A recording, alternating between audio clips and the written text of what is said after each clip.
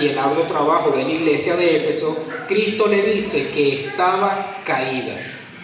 ¿Caída en qué sentido? Caída espiritualmente. Puede ser fuerte, puede tener gente, puede hacer, puede ayunar, pero espiritualmente estaba caída. Amén. Cristo llama a la iglesia de Éfeso al arrepentimiento. Cristo le dice con la palabra arrepiéntete, que razone, que medite en su trágica situación y se aparte del pecado. ¿Cuál pecado si en ellos no estaba permitido el pecado? Dejar su primer amor. Porque de alguna u otra manera también apostataban de la fe. Espiritualmente, aunque no se habían apartado, pero espiritualmente su espíritu estaba lejos de Dios. Se enfocaron tanto en el trabajo que se olvidaron para qué trabajaban. Y eso normalmente sucede dentro de las iglesias. Por eso es que hay maestros con respecto a los nicolaítas, que ellos verdaderamente aborrecían. Sin embargo, lo que practicaban ellos como secta era propiamente los sacrificios, la oración a los ídolos, o sea, ellos estaban dentro de otra, y para ese tiempo Éfeso no toleraba eso, o sea, se mantenía en eso, mas no practicaba lo que era esa comunión. Había bajado un poco. Claro, una de las características de Éfeso es que, como les dije, en esta tierra se encontraba un templo grandísimo dedicado a una diosa. ¿Ok? Esta diosa, llamada o conocida como diosa Diana, era una de las mayores idolatrías que estaban en esa tierra. Todas las personas que ya habían conocido de ella, que se habían arrepentido, se habían apartado, habían entrado a esta congregación, trayendo sus costumbres. Pero lo bueno que tenía esta iglesia es que costumbres que ellos traían, pecados que ellos traían de afuera, de una, lo quitaban. Pero en sí, dentro de ellos, había un pecado oculto, que habían apartado su mirada del Señor. Seguían trabajando dentro de la iglesia, pero se habían olvidado del Dios maravilloso que les dio la oportunidad, del Dios que le había dado la salvación. Y parece ilógico porque en ese momento Cristo había muerto recientemente. O sea que se podría decir que hubiese sido una de las mejores iglesias que hubiese existido en ese momento, porque Cristo ya había muerto y resucitado. Tenía 6 años de haberse formado esa iglesia desde que Cristo murió y resucitó. O sea, estaban como que dice jojotico. Pero se apartaron. Imagínense ellos que lo pudieron haber visto y estaban iniciando en esta congregación, a nosotros que ya han pasado 2000 años y que en su momento no lo llegamos a ver como lo pudieron haber visto varios de ellos, y que en ellos, en sus inicios, se hayan olvidado de su primer amor. ¿Qué nos queda para nosotros? ¿Se entiende? Por eso es importante, hermano, leer la historia que hay en la Biblia de lo que pasaba anteriormente. Porque si hubieron quienes negaron a Cristo teniéndolo de frente, ¿qué nos espera para este tiempo? Que no lo vemos. Por eso es importante, hermanos, la oración y la búsqueda del Señor. Amén. Amén. Ok, Cristo le dice que se vuelvan a sus primeras obras. En otras palabras, no hagas lo que estás haciendo, haz lo que ya hacías. ¿Cuáles eran sus primeras obras? Hay que estudiar más a profundidad qué era lo que ellos hacían en un principio. A lo mejor hacían discipulado casa por casa y lo dejaron de hacer. A lo mejor hacían ayunos todos los días y lo dejaron de hacer. ¿Ve? Entonces esas cosas que nosotros hoy en día como cristianos que hemos practicado para mantenernos con el Señor y lo hemos dejado de hacer, es a lo que el Señor nos está diciendo: vuelve a lo que estabas haciendo. Porque no es porque ya yo tengo años y tengo doctorados y tengo estudios y tengo cursos y tengo de todo. Con la Biblia ya yo soy mejor, yo no voy a ayunar porque ya yo tengo el cielo ganado. no voy a orar porque ya yo tengo el cielo ganado. Siempre hay que tener en cuenta al Señor en nuestras vidas. No dejar de orar ni que nuestro espíritu mengue ante la búsqueda del Señor. Amén. ¿Cuál es el peligro que corría la iglesia si no se arrepentía? Esta iglesia corría el peligro de que Dios le quitara su candelero. Retrocedamos a clases atrás. ¿Qué significa el candelero en el libro del Apocalipsis? ¿Cómo? Lo escuché, pero no vi la boca que se movió. La iglesia. El candelero representa la iglesia. ¿Qué le dice el Señor? Si no te arrepientes, voy a quitar la iglesia. ¿Cuántas iglesias el Señor no ha quitado del camino por no arrepentirse del pecado? Justamente esta semana estuve escuchando, no sé si será verdad porque vi el video, pero no busqué ni indagué. Pero ¿cuántos de aquí conocen, deberían de conocerlo, a Jesús Adrián Romero? Amén. Ninguno. No. Ok, sabemos que él es un adorador y él tiene una iglesia, o tenía una iglesia, y una de las más grandes de esa ciudad. El primer video que yo había visto de él hace tiempo, él habló usó como referencia una película del Señor de los Anillos, dando a entender que Jesucristo era como ese personaje del Señor de los Anillos. Y él, en vez de decir vamos a seguir el camino de Jesucristo, él lo que dijo fue vamos a seguir el camino de Legolas, el nombre del personaje del Señor de los Anillos. Eso, hermano, pegó. Bueno, quien no tenga teléfono en el mundo a lo mejor no le llegó eso, pero eso corrió mucho.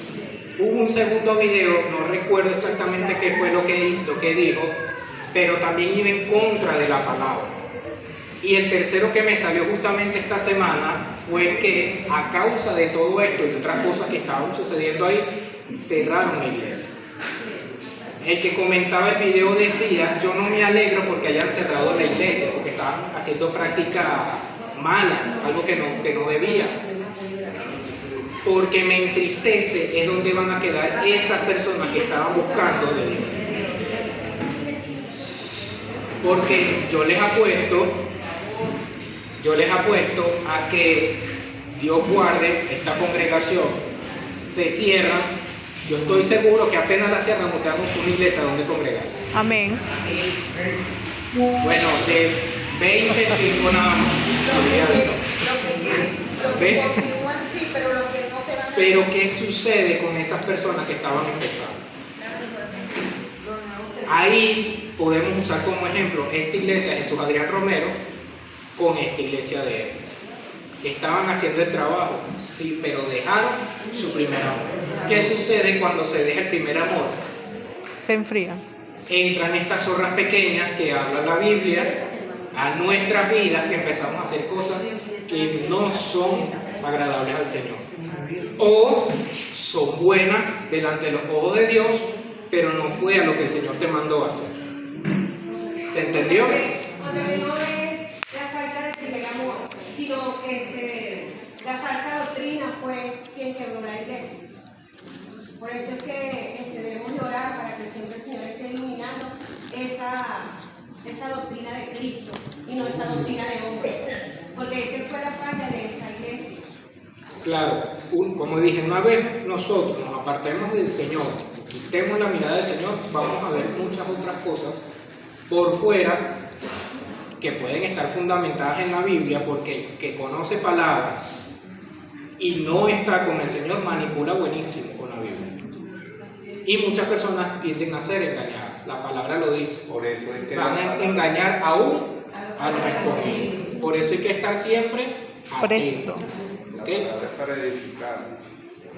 Con la palabra se edifica. Amén. Ok. ¿Se entendió lo que sucedió entonces con esta iglesia? ¿Quedó claro? Seguro. ¿Cuál fue uno de los elogios que le dio el Señor a la iglesia? Su trabajo, su paciencia. Su trabajo. Muy bien. Tenían una pureza. Ok. Está bien, sí prestaron atención. Vamos con la segunda. El mensaje a la iglesia de Esmirna. Versículo del 5 al 11. Perdón, del 8 al 11. Y aquí mismo el capítulo 2. Sí. Ok. Y en palabra de Dios. Y escribe al ángel de la iglesia en Esmirna, el primero y el postrero, el que estuvo muerto y vivió, dice él: yo conozco tus obras y tu tribulación y tu pobreza, pero tú eres rico, y la blasfemia de los que se dicen ser judíos y no lo son, sino sinagoga de Satanás. No temas en nada lo que vas a padecer. He aquí, el diablo echará a alguno de vosotros en la cárcel, para que seáis probados, y tendréis tribulación por 10 días. Sé fiel hasta la muerte, y yo te daré la corona de la vida. El que tiene oído, oiga lo que el Espíritu dice a las iglesias. El que venciere no sufrirá daño de la segunda muerte. Muy bien. Fíjense que la presentación de esta carta tiene una diferencia a la primera. Vamos a decirla anotada. ¿Cuál es esa diferencia? Que el Señor conocía sus obras. No me vean a mí, vean la Biblia. ¿Cuál es esa diferencia? Que el Señor conocía sus obras. Vean bien el inicio de la carta. El inicio, versículo 8. El primero y el ¿Qué dice? El que estuvo muerto y vivió. ¿De quién está hablando allí? De Jesucristo. O sea que Él se está presentando. ¿Por qué no lo hizo en la primera? Porque lo expresó. ¿Por qué habló directamente, sin presentarse? A partir de esta segunda carta, Cristo se empieza a presentar, pero en la primera no lo hizo. ¿Por qué? Porque habían dejado su primera mujer. Todas dejaron su primer amor. Eso se lo voy a dejar como tarea y la semana que viene me lo van a traer. Para entender este inicio de la presentación de Cristo ante estas iglesias, vamos a leer Apocalipsis capítulo 1.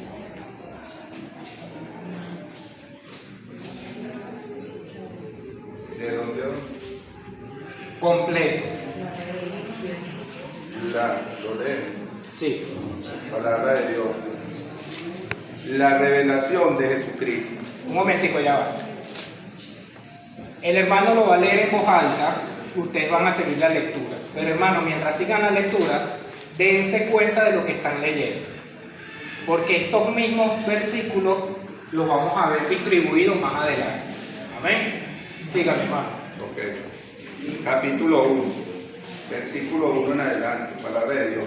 La revelación de Jesucristo, que Dios le dio para manifestar a sus siervos las cosas que deben suceder pronto, y la declaró enviándola por medio de su ángel a su siervo Juan, que ha dado testimonio de la palabra de Dios y del testimonio de Jesucristo y de todas las cosas que ha visto.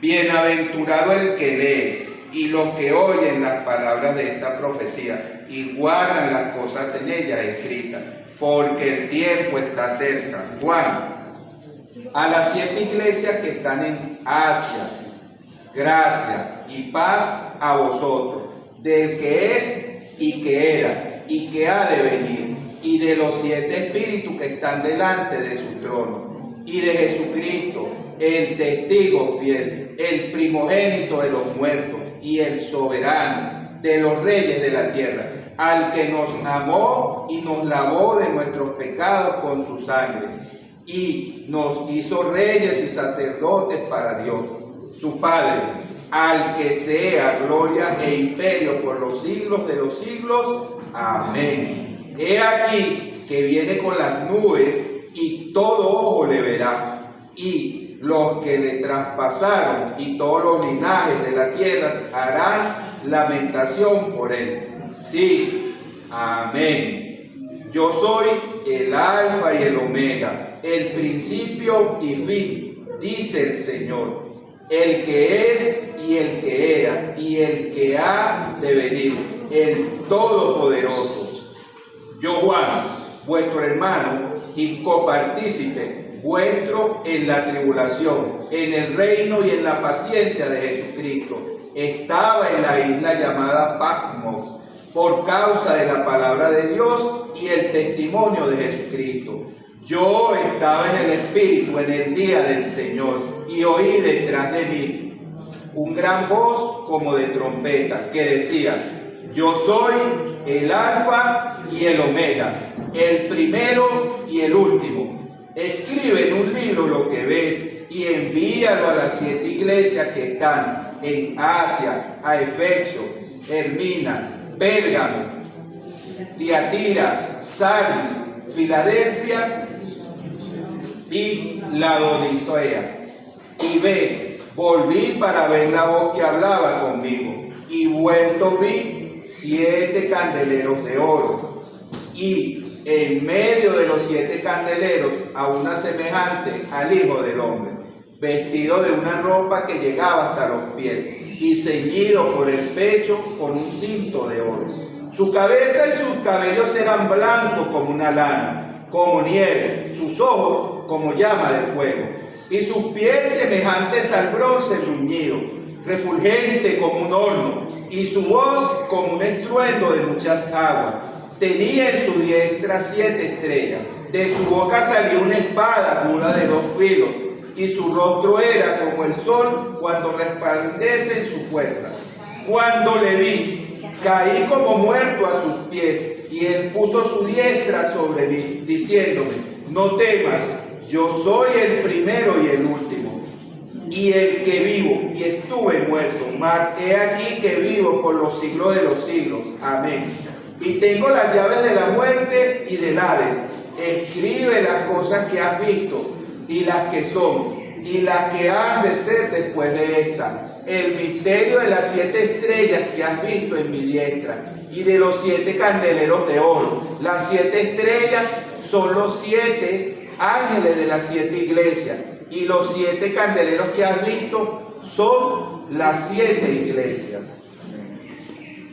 ¿Entendieron? Aquí el Señor desarrolló la mitad del libro del Apocalipsis en el capítulo 1. ¿Ok? ¿Qué son los candeleros? Las estrellas y los ángeles. ¿Los qué? Las estrellas son los ángeles de Pero las duro, 7 Romari, iglesias. sin miedo. Los pastores, Romari, sin miedo. Ok, fíjense ahora, capítulo 2, verso 8, cómo se presenta Cristo en esta iglesia. Se Me vean a presenta mí, como vean la pasado, Biblia. el que estuvo muerto, pero ahora está vivo. Versículo 8, capítulo 2. ¿Cómo se presenta Cristo en esta iglesia? Dice la palabra: y escribe al ángel de la iglesia en espíritu, el primero y el postrero, el que estuvo muerto y vivió, dice: yo conozco tus obras. Ajá, hasta ahí. El primero y el postrero. Otras Biblias dicen el alfa y el omega. Si nos vamos al capítulo 1, vamos a encontrar que el Señor se presentó de esta manera 2 veces. El versículo 8 y el versículo 11. Yo soy el principio y el fin. El alfa y el O omega. sea que Él habla la eternidad de Cristo. Vuelvo y hago la pregunta que se la voy a recordar para que la anoten, porque la semana que viene ustedes me la van a responder. ¿Por qué Cristo no se presentó de esta manera en la primera iglesia? La semana que viene me lo responden y ya tomé la foto y ya sé quiénes vinieron. Déjame darlo.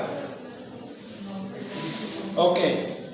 La iglesia de Esmirna representa en primer lugar una de las iglesias ubicadas en el Asia Menor, a la cual el Señor Jesucristo habla con tierno amor y cariño, debido a la persecución por la cual pasaron.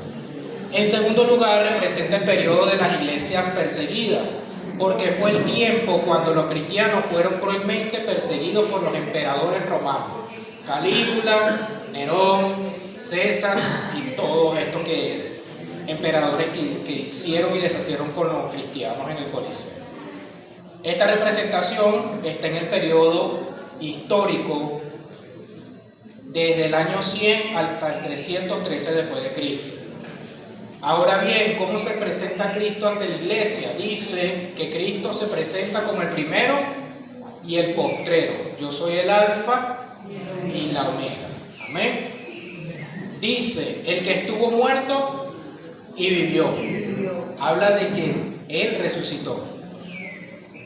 Habla de que hubo allí un impacto en el mundo. Nadie había resucitado por sí mismo. Lo que resucitaron en su momento fue gracias a un tercero, pero esas personas volvieron a morir. Él no. Amén. Esto indica los sufrimientos y la muerte por la cual el Señor tuvo que pasar por todos nosotros en la cruz del Calvario, para redimirnos de nuestros pecados. Pero después de haber muerto, resucitó.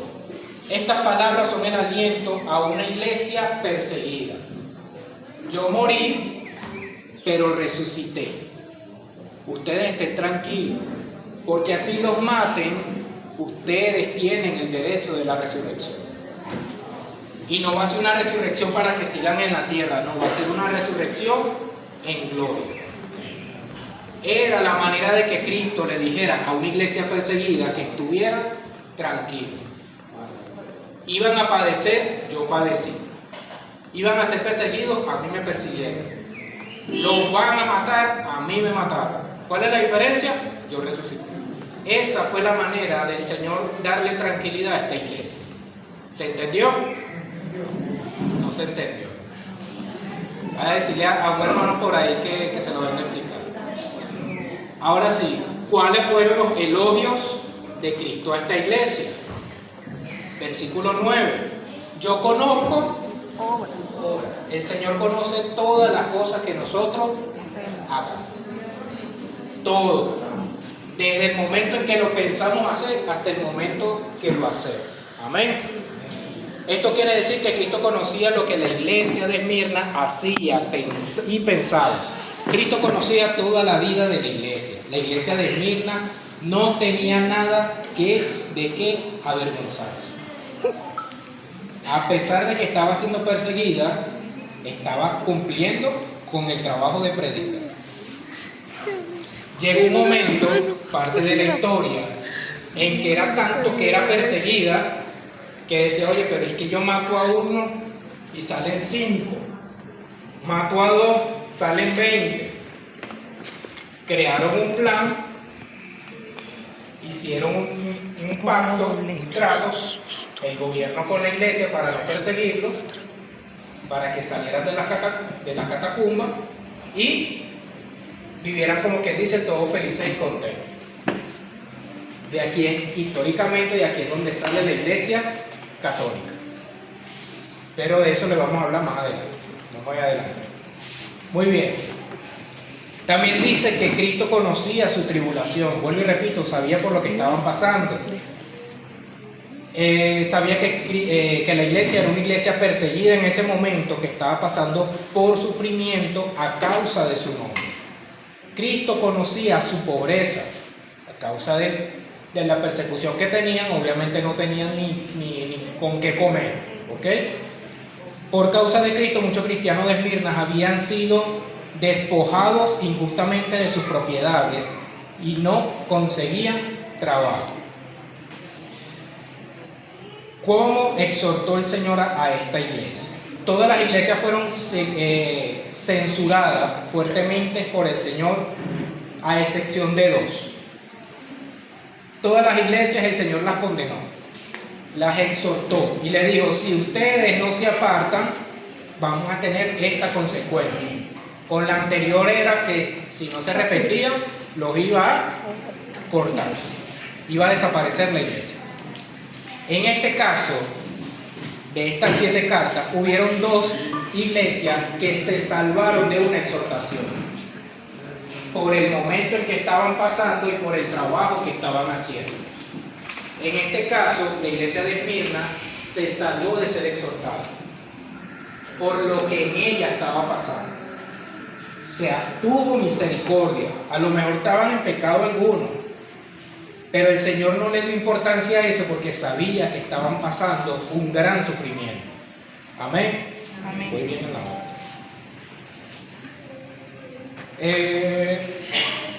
Ok. En cambio, el Señor le da 2 recomendaciones. Versículo 10 le dice, no temas. En una situación tan difícil para la iglesia de Esmirna como era la persecución, Cristo le dice, no temas a las cosas que vendrán. O sea que se iba a poner peor de lo que ya estaba pasando. Y aún así el Señor le decía, no temas. También le dice, sé fiel hasta la muerte. No, ahí claramente no le está diciendo que los va a salvar. Van a morir. Pero hasta la muerte, sé fiel. ¿Y ustedes saben cuál corona es? La iglesia de Esmirna, según el contexto bíblico, tenía que padecer.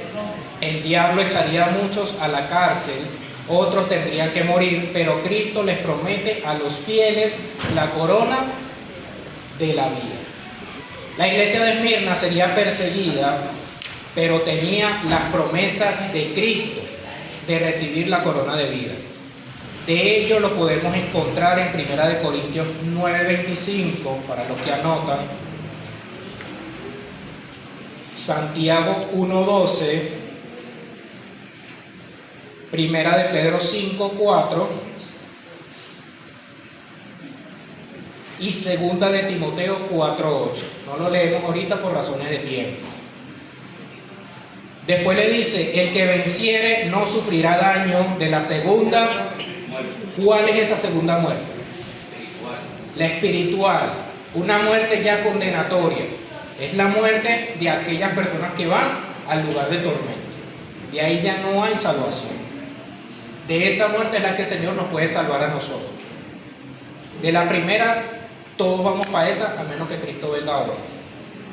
Pero de la segunda, es la que el Señor quiere salvar.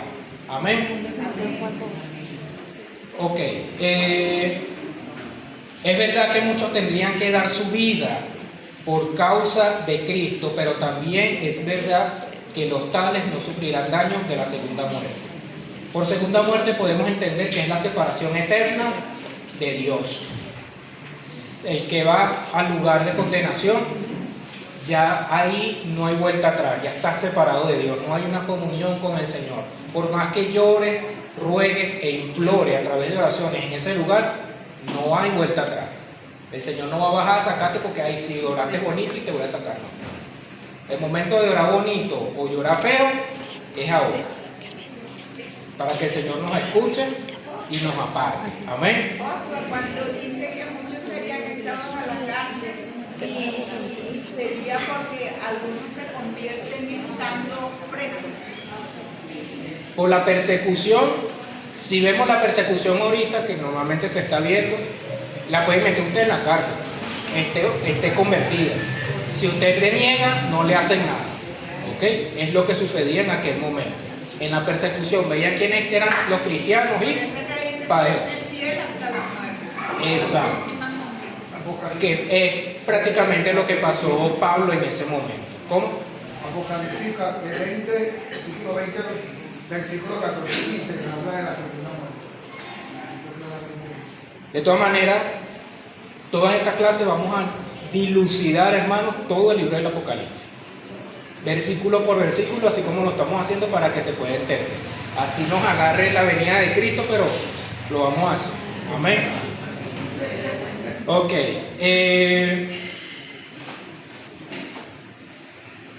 Ok, ¿qué significa la palabra 10 días en el verso 10?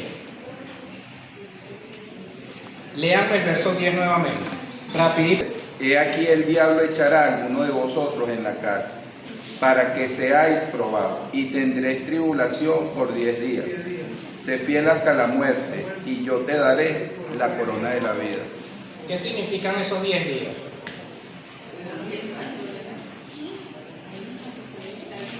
Que menciona en el verso 10 representa las principales persecuciones por las cuales tuvo que pasar la iglesia bajo los siguientes emperadores: Nerón, Domitiniano, Marcos Aurelio, Severo VII, Máximo, Decio, Valerio, Aurelio y Diocleciano. 10 emperadores que estuvieron a causa de estas persecuciones. Cada uno en su tiempo, cada uno en su momento, trabajaron en pos a la persecución de la iglesia. Estos 10 días representan cada día a cada emperador. ¿De cuántos años? Los años que estuvieron gobernando cada quien. Como vemos en el estudio de la iglesia de Esmirna, empieza desde el año 100 hasta el 313. Quiere decir que pasaron 213 años en persecución. A uno no lo saludan un día y ya se quiere arrepentir de venir para la iglesia. Y ellos pasaron 213 años siendo perseguidos. Y aguantaron hasta el final. Amén. Cierro con esto. Comentarios generales sobre Esmirna. La iglesia de Esmirna probablemente fue fundada por Pablo y sus ayudantes. La iglesia fue famosa porque de allí salió el gran mártir Policarpo. Esmirna quedaba a 40 millas al norte de Éfeso. Ahorita no sé cómo estarán las cuestiones con las Biblias, pero antes las Biblias traían mapas en la parte de atrás. Uno para conducir todo el camino que hacía Cristo cuando estaba predicando. Había otro que reflejaba todos los caminos de los apóstoles cuando predicaba, y otros que hablaban sobre las ubicaciones de estas iglesias. A veces es bueno tener esos mapas, que uno a veces decía: ay, ¿para qué ponen mapas en la Biblia? Bueno, ¿por qué ponían los mapas? Ahora ya no ponen los mapas en la Biblia. Empiecen a comprar Biblias viejas o busquen a la abuelita o al abuelito que les regale la Biblia que quieran. Amén. Llegamos hasta aquí.